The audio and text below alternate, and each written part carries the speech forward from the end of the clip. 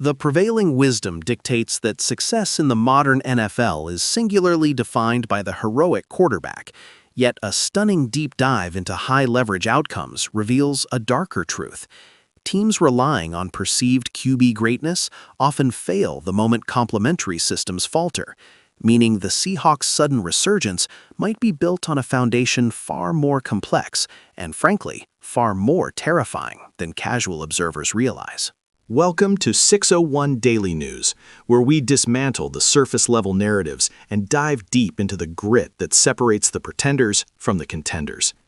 Today, we're asking if the Seahawks are building a sustainable winner through institutional dominance, or if they are purely relying on special teams magic to mask deeper structural flaws, a question that pivots on the mental makeup of their most volatile star. We begin in Carolina, where the perception of competence around a young signal caller is already crumbling under the weight of veteran skepticism. Mark Schlereth, channeling the blunt assessment of analyst Paul Moyer, didn't mince words, declaring Bryce Young an average quarterback whose success is entirely contextual, echoing Moyer's 25 years of experience by stating, "The Panthers only win by surrounding him and running the football and playing complementary football." This isn't just harsh commentary. It's a structural indictment, revealing that while Young managed an impressive 21 for 32 performance with 0 interceptions against Tampa Bay, that statistical cleanliness only tells half the story, because the formula for Carolina remains brutally limited. Limit him to 25 throws, dominate the line of scrimmage, and keep him on the boot or dash game. The moment Todd Bowles dared Young to win outside the numbers, Young just flat couldn't do it. Yet, here is the twist. In critical, high-leverage situations, like that zero blitz with 12 seconds left in the second quarter, and the game-winning drive capped by a 40-yard chunk play against a 6-man rush, Young suddenly delivered, throwing a dime piece, forcing Schlereth to admit the performance actually kind of surprised me. The real fear of an athletic quarterback like Young, according to Todd Bowles, is his escapability, the tendency to scramble around and you're playing zone, causing secondary players to creep up and try to attack the quarterback, and then guys fall out behind you, creating big plays.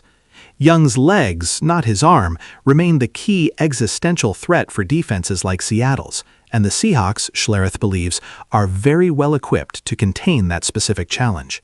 However, the true momentum shift in the Seahawks season wasn't in defensive strategy.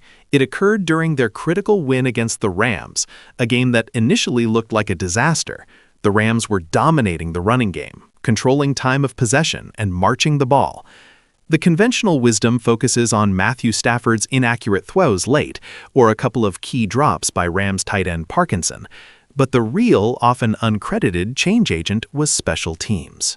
It wasn't a play call, it was pure malice, insists former special teams coach Donovan Reed in our debrief. When Schlereth says Seattle thunder-punched the Rams, he means they altered the neurological state of the opponent. That punt return by Shaheed, followed by sustained violent coverage hits, that's psychological warfare, and it changed the energy of the entire stadium.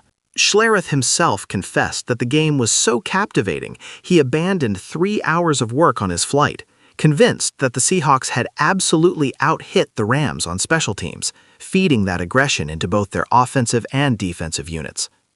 This leads directly to the core strength of Seattle's defense, the relentless, suffocating wave of defensive line rotation. When reviewing the snap counts, the depth is staggering. 7 to 8 guys rotating, with no one playing more than 75% of the snaps. The challenge this poses to an offensive line is twofold. First, you are perpetually playing against a fresh guy, eliminating the late-game fatigue advantage linemen usually rely on. And second, the necessity of scouting multiple, specialized players breeds panic. Schlereth recalls moments in the huddle seeing an unfamiliar number, like a hypothetical number 99 not seen on tape, causing total panic in the huddle because you have no intel. Is he a power guy? Is he a swim guy? Does he work your edges? Is he a hands guy? This complexity, coupled with opponents being forced into a one-dimensional passing game, creates a miserable day for any offensive line, demonstrating that Seattle's defensive power is not rooted in one superstar, but in systematic rotational dominance. This rotational strategy, rooted in team-wide execution, makes the Coach of the Year debate surrounding Mike Macdonald even more compelling, though many in the industry argue the focus should shift to the architect, General Manager John Schneider. While coaches like Ben Johnson are celebrated for immediate offensive performance, Schneider's offseason was defined by organizational gutting, turning over the quarterback situation, eliminating the offensive coordinator, and moving to a new system, the Kyle Shanahan-McVay-style offense that Macdonald admits is the toughest offense that I've had to defend over the years. Mike Rourke, a GM consultant, argues that you gambled on Sam Darnold. You changed the entire foundational offense after 1 year. That's not just coaching, that's existential organizational reform, cementing Schneider's case for Executive of the Year, acknowledging the sheer scale of the calculated risk taken. This entire narrative of systematic, disciplined, complementary football, built on special teams' thunder punches and relentless defensive line waves, runs into a shocking, head-on conflict with the emotional immaturity displayed by one of the team's leading players, DK Metcalf's physical altercation with a fan.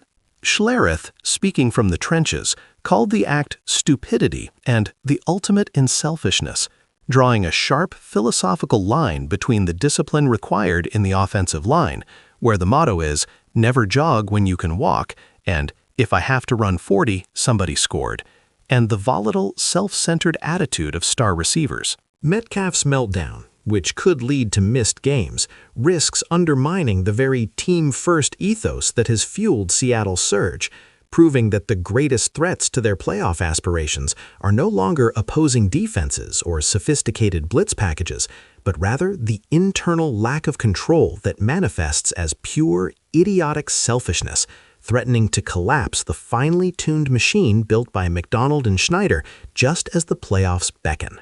Did the Seahawks learn the hard lesson that complementary football demands complementary behavior, or will the emotional self-sabotage of a single star nullify the monumental strategic success they built on the back of special teams and defensive rotation?